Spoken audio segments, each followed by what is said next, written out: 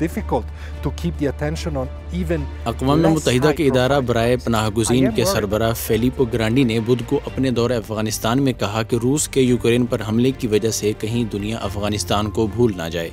Today, as we speak now, 3 million refugees have crossed the borders of Ukraine.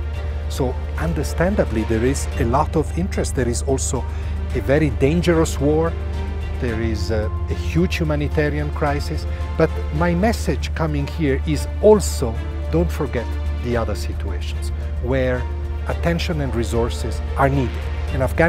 और ये कि इसकी इंसानी इमदाद नज़रअंदाज करना ख़तरनाक होगा। इनका कहना था कि रूस यूक्रेन जंग और 30 लाख पनाह गुज़ीनों का मसला अगरचे बड़ा इंसानी सानहा है, लेकिन 3 करोड़ 80 लाख आबादी वाले मुल्क अफगानिस्तान में आधी आबादी का भूखा होना भी एक अलमिया है। वाज़ेह है कि UNHRC समेत मुतादिद बैनुल-अक़वामी इदारों को रूस यूक्रेन जंग के बायस एहतियात और इमदादी सामान जमा करने में दुश्वारियों का सामना है। 2022 के आगाज़ में UNHRC ने अफगानिस्तान के लिए 34 करोड़ डॉलर्स की इमदाद इकट्ठी करने की अपील की थी, लेकिन अब तक सिर्फ 10 करोड़ डॉलर्स इकट्ठे हो सके हैं। बहरान ज़दा इस्लामी मुल्क अफगानिस्तान को तासुब और इम्तियाजी सलूक की नज़र करना एक बड़े इंसानी बहरान का पेश खैमा हो सकता है। आलमी बरादरी के लिए ज़रूरी है कि तासुबात और इख्तलाफात को बाला ताक रखते हुए बहरानों को इंसानी बुनियादों पर हल करे।